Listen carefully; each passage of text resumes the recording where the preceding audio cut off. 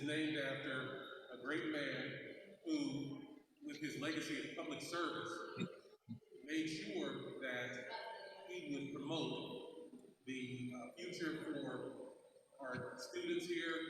He had excellent service within the community. We're also grateful for his participation, continued relationship with his wife, who is an educator herself. And we also would like to say that we feel that Mr. Garcia would be honored with the great work we're doing here at Gus Garcia's Young Men's Leadership Academy. And it parallels his advocacy for minorities and his advocacy also for social justice for all. So we're very grateful that you're here, and we'd like to end with our creed. Young men, are you ready? Yes. I am. A young man. I am. My brother's keeper.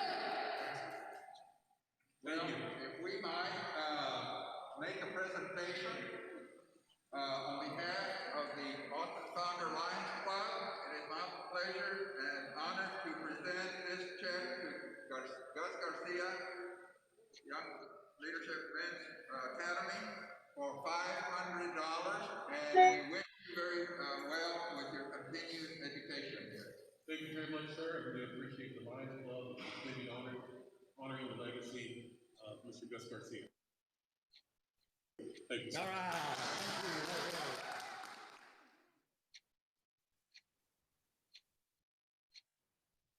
Yes. Anyway, so if y'all want to just stand there, Vicky Flower is our photographer. You want to get a picture? Yeah. Sure. Thank you. Oh, I'm in the middle. All right. Yeah. Will. For now. Okay, Rudy, you're on. I'm smiling. Are we good? Mm-hmm. All right. Okay. Well, thank you for having us today. We are members of the Austin Founder Lions Club. My name is Rudy Munguia, and I am president of the Lions Club this year. And we are here to provide financial support to Kasurik Elementary School. This is a long-standing tradition in our club because the namesake of this school, Willie Kasurik, was a member of our Austin Founder Lions Club. If I may say a few words about Mr. Kasurik. Absolutely. Mr. Kasurik was born in Dime Box, Texas. He was one of 9 children. He came to the University of Texas and got his bachelor's degree in 1935. He served in the U.S. Navy. He was very prominent in education, serving on the school board here at AISD for 10 years, 4 of those years being as president. He was very active in the community and was named Austinite of the Year along with his son in 1990. After retiring from his business, at the age of 70, he became the oldest law school graduate from UT. He was married, and he and his wife, Maureen, had 2 children, 3 grandchildren, and 6 great-grandchildren. So, with this, I'd like to ask Lion Michael to say a few words. Sure, and thank you for having us today. I'm Lion Michael Cowan. The school is located in South Austin. It serves a pre-K through 5th elementary school grade. It's 578 students currently is what we have listed. They have the koala bears as the mascot, and it was established in 1986. So we're just proud to be here and support you guys and honor Willie Kasurik. Well, I'm Heather Parmalee, and I'm the principal here at Kasurik. This is my 7th year at Kasurik, and we are so blessed every year to have the Lions Club come out and continue to do things in Willie's name. We are a school that truly lives in the Willie way, which is we serve the community and we do things for others as much as possible. We really are super excited to be back in the building with COVID and everything happening. We do have about 240 students that are back in the building right now, so a very large number of students. We're super excited about that, and this donation is going to be huge for us this year because as we are getting students back and we're really having to split our instructional materials between our virtual kiddos and our at-school kiddos, anything that we can do to purchase and ramp up those instructional resources, we really need to be doing so that we can keep everybody where they need to be on level and moving forward. So we are super grateful for everything you guys do for us every single year, and we cannot thank you enough.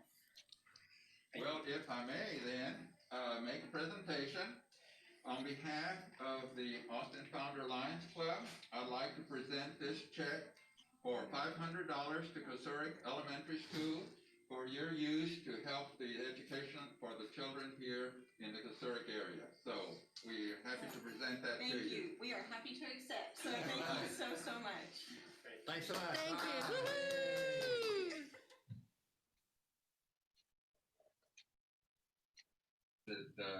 Principal Waters, Russell Yes. Waters? Yes. Yes, all right. Just want to be sure. Well, take off the mask. I'd like you to leave it on. All right, good enough. My name is Rudy Munguia, and I am president of the Austin Founder Lions Club. And our Lions Club is here this morning to continue a tradition of our Lions Club to provide support to schools, and specifically here to J.J. Pickle Elementary School.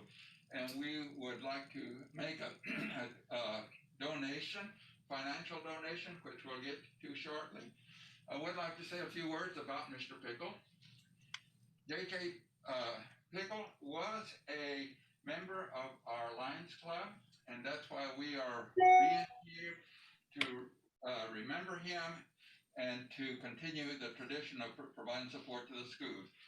J.J. Pickle was born in Big Springs, Texas. He grew up there and was a part of the scouting organization and was an Eagle Scout. He came to the University of Texas, and in 1934, he was student body president and also captain of the swim team that year won the Southwest Conference swim event. He joined the Navy between 1938 and 1941, and then in 1963, he was elected to the 10th Congressional District, and from which he was re-elected 15 times. He was married to his wife Burl, and they had 3 children. And now I'd like to say, I'd like to pass this to Lion Michael, and let him say a few words. Sure, I'm Lion Michael Cowan. Thank you for having us today. Pickle Elementary is located over in East Austin at 1101 Wheatley Drive. The enrollment here is 544 students at this time, give or take with COVID and stuff. They have a pre-K through 5th grade group, and I believe their mascot is the Penguins. So we have the Penguins. We're very happy to be here today, and we really look forward to presenting this and honoring J.J. Pickle today. If you'd like to give just a couple of words of just kind of how your year has gone so far, I know it's been interesting, and just kind of a little bit about your mission, that'd be great. Well, first of all, thank you both of you gentlemen for coming in and honoring us for this very generous contribution. Just please rest assured that all of that is going to go back into our own students at home and on remote learning. So again, thank you. This is my first year at Pickle Elementary, my 29th year as an educator, and I'm thrilled and honored to be part of this community who is, we have, for most of them, known for having the dual language all across the campus. But one of the big focus for us this year has been, besides the well-being of our staff, health for our students as well, is to develop relationships between students and staff, and of course, most importantly, the staff and the families in the community. In addition to that, we also focus on the social and emotional learning of our students, and so we do practice that all across our campus. So that's our big focus for us this year, and we thank you. We thank you for all of us for being here.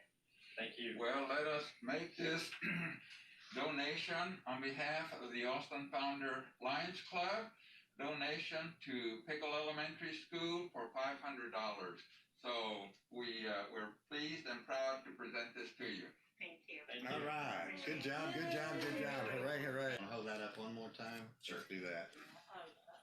Just in time. There we go. Oh, well, I'll get it signed. Got enough of Thank it? you guys. I'll get this. Okay, we're good to go.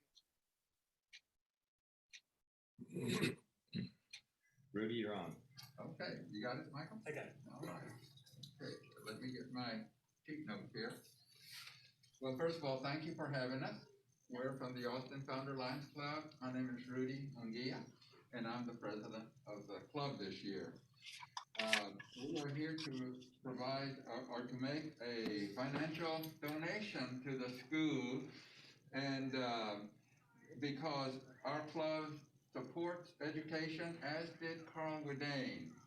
And I want to say a few words about Mr. Widane. Mr. Widane was born in Des Moines, Iowa. He attended the University of Texas and was a prominent member of the Longhorn Band. He was an officer in the American National Bank and was also active with the AISD school board, being president in the 1930s and 1940s.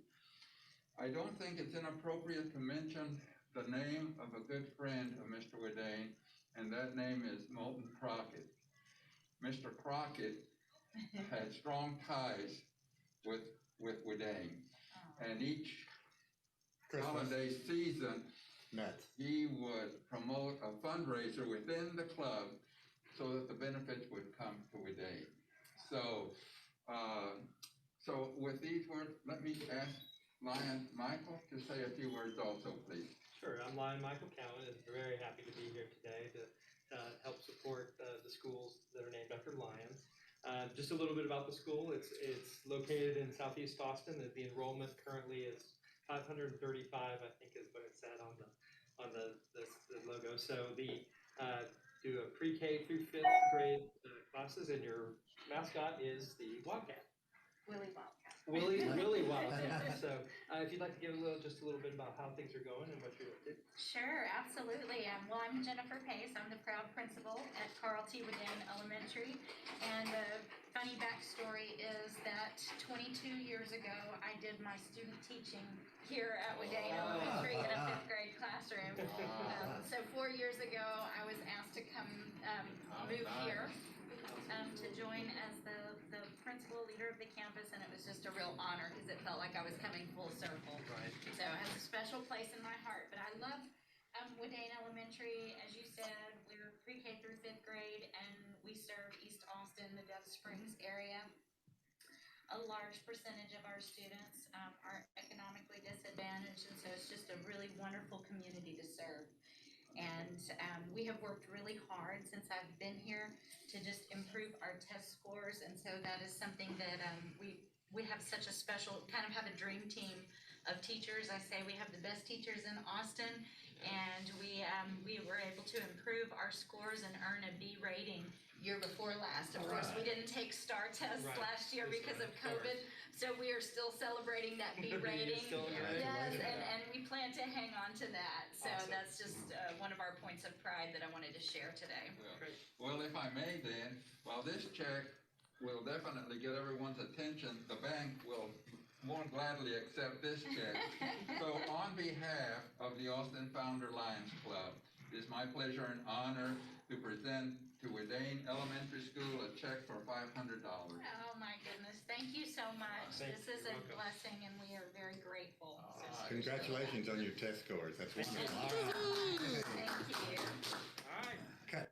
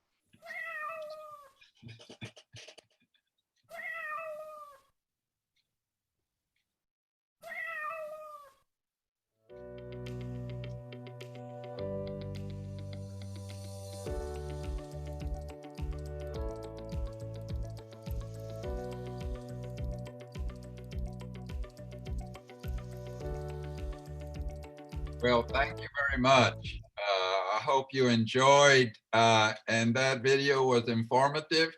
And so let me now ask Lion and Tish to introduce our speaker, please. Well, good afternoon, Lions. It's my pleasure to be with you today and to introduce the superintendent of the Austin Independent School District, Stephanie Elizalde. I hope that you read her bio that was in the email inviting you to this meeting, so I'm not going to go over that for you. But I do want to point out a few things to you. She's first and foremost a teacher, and she brings to her job that commitment to students, keeping students at the forefront of all of her decision making.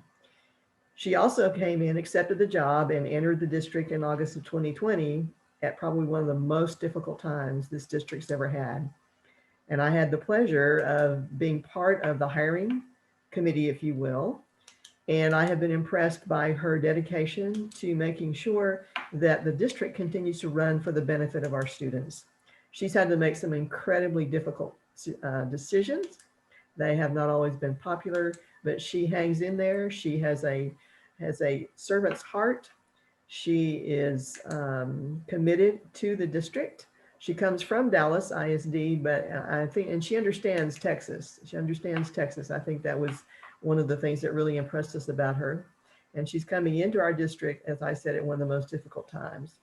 I've been impressed, as I said, by her willingness to make hard decisions and to keep students at the forefront of everything that she does. She also cares for our staff, our teachers, our classified staff, our administrative staff. And I know she must spend many evenings, many nights worrying about what's going to happen in the future for our students. So without taking up more time, I want to make sure that you have enough time to listen to her.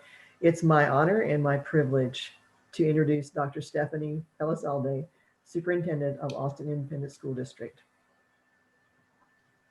Well, thank you so much, Trustee Teich, for such a beautiful introduction. I feel like I should just stop right now because anything else I say after that is all going to go downhill. Truly very, very humbled to have an opportunity to be part of the Austin ISD team. And I'm going to be I am already very sad that Trustee Teich has decided she's going to need a break from our board for a little bit, but it has been truly such a great learning opportunity for me to have spent even this short few months with her and her expertise and her knowledge of the community and really guiding me and nudging me sometimes. Make sure you meet with this group, make sure you talk and listen to this group. And I really appreciate that teamwork approach of guiding and helping me along the way. First and foremost, thank you to the Lions Club. Thank you for what you have done for years for Austin ISD, for our greater community. And certainly thank you for recognizing the work that is being done at Boone, at Cowan, at Gus Garcia, at Kasurik, at Pickle, and at, I'm gonna say it wrong, Waday. See, I had to be a part of the Lions Club in order to pronounce that school, which is one of my schools, correctly. So thank you for already teaching me so much. And thank you for taking on one of the challenges that we've had here in the district with regard to helping our students get examined for challenges with their sight. As we all know, if children cannot see and we don't provide them the appropriate intervention, whether that's glasses or things of that nature, it becomes much more difficult for them. So thank you so very, very much for everything. I know that's just a small sliver of the things that you do, and I look forward to partnering with you.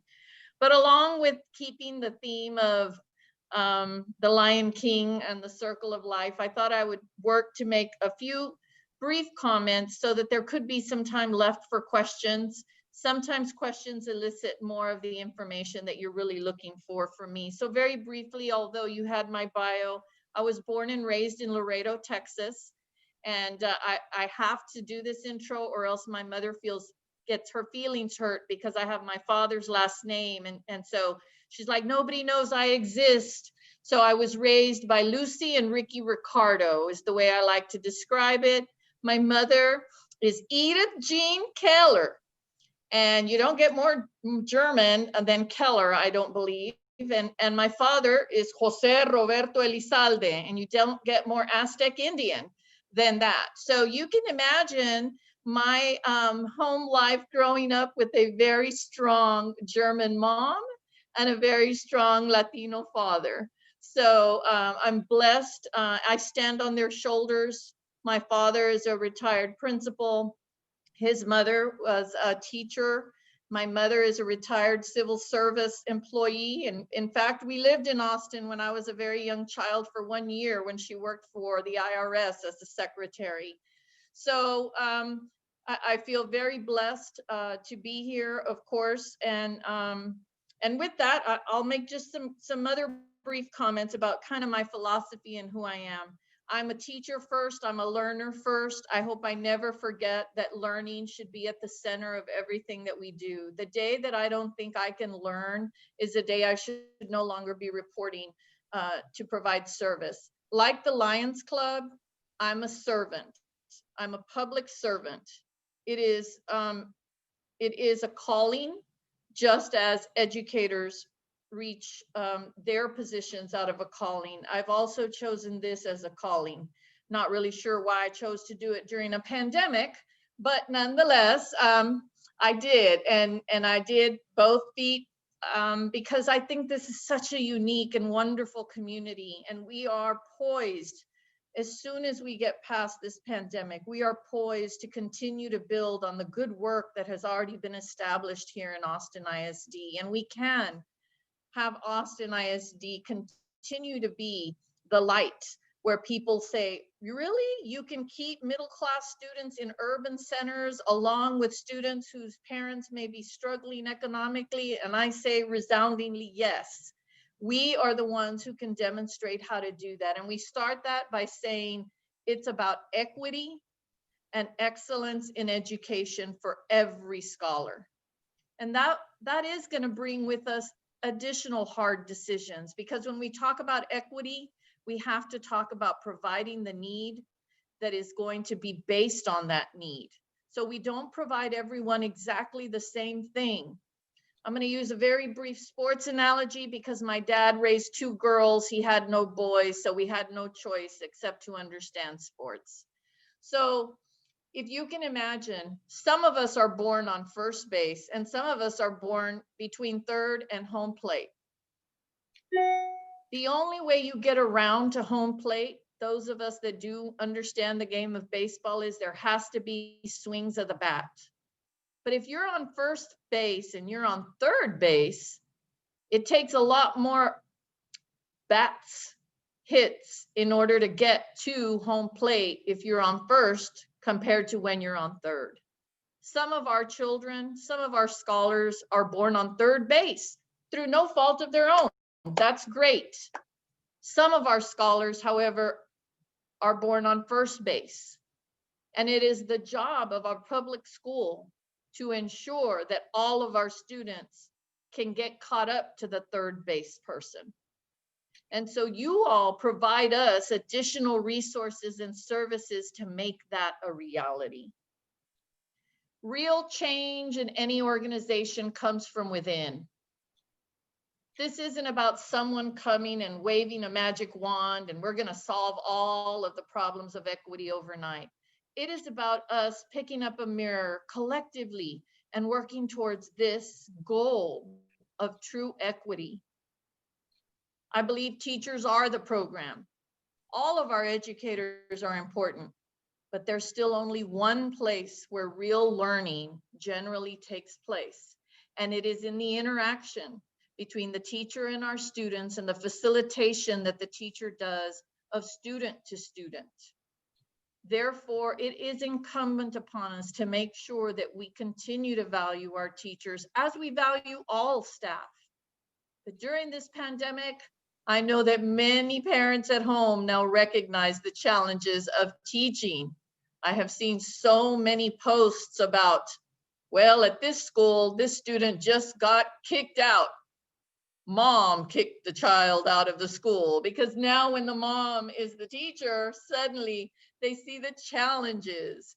So while I say that jokingly, I know that so many more parents today realize the importance and the important role that our teachers play. Now, our principals, our campus leaders, many of whom you all gave awards to, they are the foundation. They are the platform. In fact, no successful school exists without a rock star principal. So we need to continue to encourage them. Trustee Teich talked about many of the difficult decisions that I've had to make, and I appreciate that. But please, when you also have some time, remember how many decisions principals have to make on a daily basis. Those are tough decisions. Lastly, people support what they help to create. It is about teamwork. Now, the pandemic has created many obstacles. This is another format that would be very different if we weren't in a pandemic. And while it is great that we get to be together in some form, it isn't the same as if we were in the same room, really able to shake hands and rub elbows. And so we know that there is light at the end of the tunnel. We know the horizon is there, but it's still pretty far down in that tunnel, even though we can see the light. So I think part of a large portion of my job is to continue to inspire and to motivate. And yes, frankly, to take as much heat as I can off of the rest of our employees. So I have felt as if I have walked into, truly, regardless of the pandemic, a really wonderful situation that is filled with talented inside our organization and talent outside of our organization. And so I will close with using one of Lion King's favorite sayings, Hakuna Matata. You know, sometimes we just get up, dust ourselves off, continue forward. Because when I think about the challenges our students and our staff must be facing every day, I have no time to stop to be worrying about myself. My job is to ensure that our entire team continues to ask the question, so how are our children and how are our team members? So thank you so very much, and I'm glad to entertain any questions that anyone might have. I'm sorry if I went too long. No, that was fine. Thank you so much. Before we ask for questions, may I take just a moment to recognize the principals that are joining us today? I know they're anxious to get back to other duties that call for their attention. But if I may, for these principals that I'm recognizing, would you wave your hand? At Garcia Middle School, we have Jose Mejia. Jose, if you will, there we go. Thank you for joining us today. At Boone, from Boone, Alan Stevens. There we go. Thank you, Alan. Good to have you with us. And let me see, Travis Bruner, thank you so much for joining us. And then Heather Parmalee at Kasurik, good seeing you again. And Jennifer Pace at Widane. There we go. I believe that covers everyone. I don't believe Rosa Waters from Pickle was able to make it. Again, the principal's journey sometimes just barely allows time to breathe. But thank you, each of you, for joining us today. I do appreciate it. And now, if we may, get back to seeing what questions there might be for Dr. Elizalde. If you will, just raise your hand, please. Okay, Tommy? I think am I unmuted now? You're good. All right, I've got to say, Stephanie, you've done a wonderful job of analyzing who we are. Sometimes we have a hard time with that, and adjusting your presentation to our level of understanding. We cannot say how thankful we are, Rudy and Michael and I, on our trips around and tour. I apologize to everyone for the start of this video. It was not taped that way. You'll just have to wonder what I was saying when it was blank up there. But for all you do for us, Stephanie, thank you so much, and for taking time. You're a very busy person, and we appreciate you allowing us to interrupt your daily routine here. So that's all. I'd have no question, simply to say great job. Thanks so much. Gaylord, I see your hand up. Yes, and by the way, Stephanie, welcome to Austin. You and I've not had the chance to meet, but my law firm, from which I retired after about 50 some odd years, had represented AISD many years, and we know the work that goes into it. And bottom line, if I could first ask, because it is such a critical issue relating to the health of our students, teachers, staff, what is the process that AISD has to go through to determine whether the classroom should be open for teaching in place, and secondly, or whether it should be by virtual, that is out of the classroom?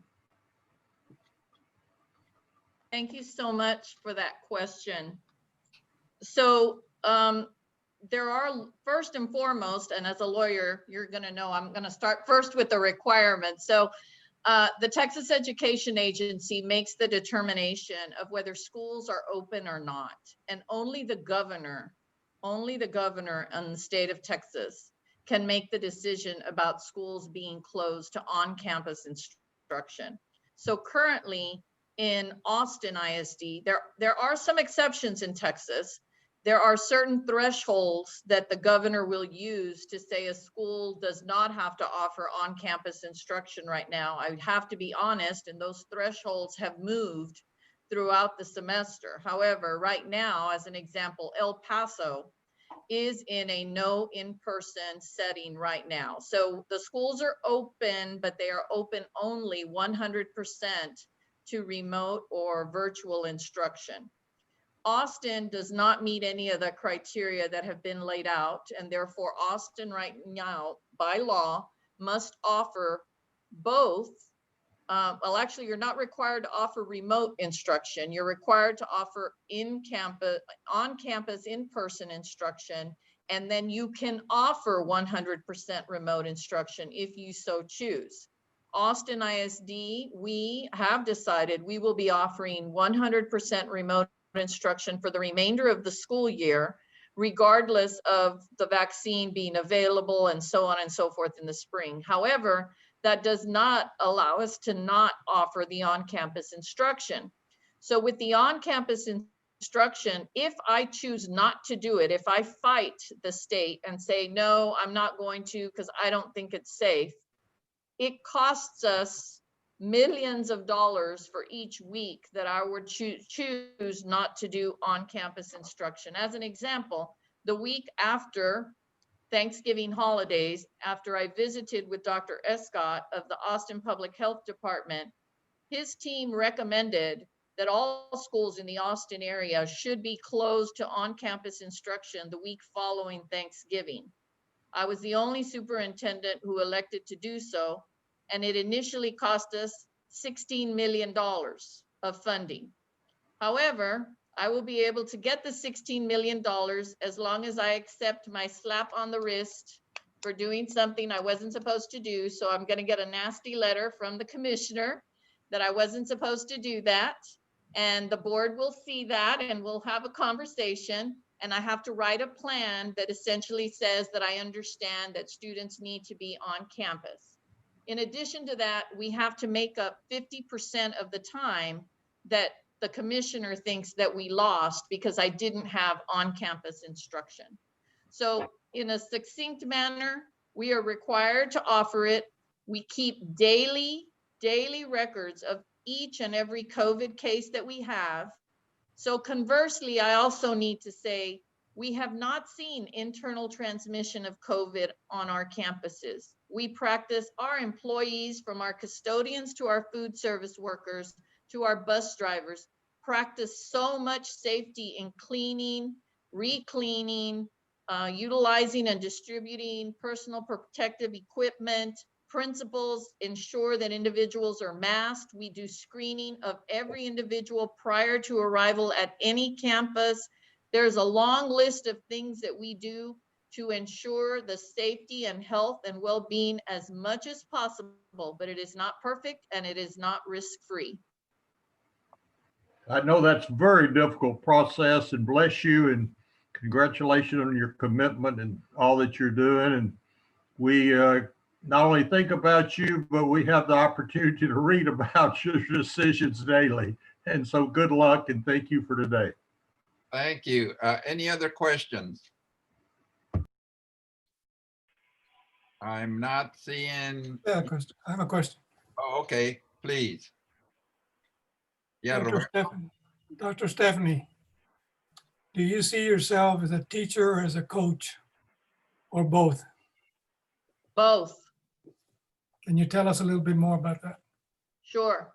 I think as a teacher, sometimes it's about modeling and demonstrating and rolling up the sleeves and doing the work alongside. As a coach, it's sometimes the guide, it's sometimes the questioning, it's sometimes the support, it's the encouragement. So I really don't know if we can even separate those two. Teaching and learning for me are a reciprocal process. So you really can't have teaching if you don't have learning, and you can't have learning if you don't have teaching. It's a relational situation, it's a relational process, and it is based on relationships. And so I think that the entire process of teaching and coaching is actually all based on how, in fact, we learn about each other as we learn to teach and learn from each other. So yeah, that's why you kept talking about team. We're a team. Yes, sir. And everybody is important in that team. You know, as a quarterback, there has to be an offensive line, or the quarterback doesn't have any time to throw the ball or to dish it off to someone. Sorry, I'm back to my sports analogies. But so while the quarterback's important, with no offensive line, then you end up like, I don't know, the Dallas Cowboys. I'm sorry, no, we shouldn't be talking about individual teams, right? No. Every team member is important because each of us has a role. And so I don't think of it from the perspective of hierarchical examples, other than the fact that the responsibility does ultimately rest with me. I don't think I'm any better than anyone in the organization. I just know I have to take more heat than anyone else in the organization. So as a leader, I should be first to take blame and I should be last to take credit. Thank you. And I was a quarterback in high school, in a small high school. And you're right. I mean, if I didn't go and pad that guard to block for me, he wouldn't block the next time. All right, thank you so much.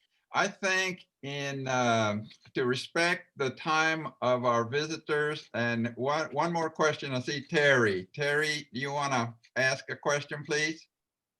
It's very quick, Rudy.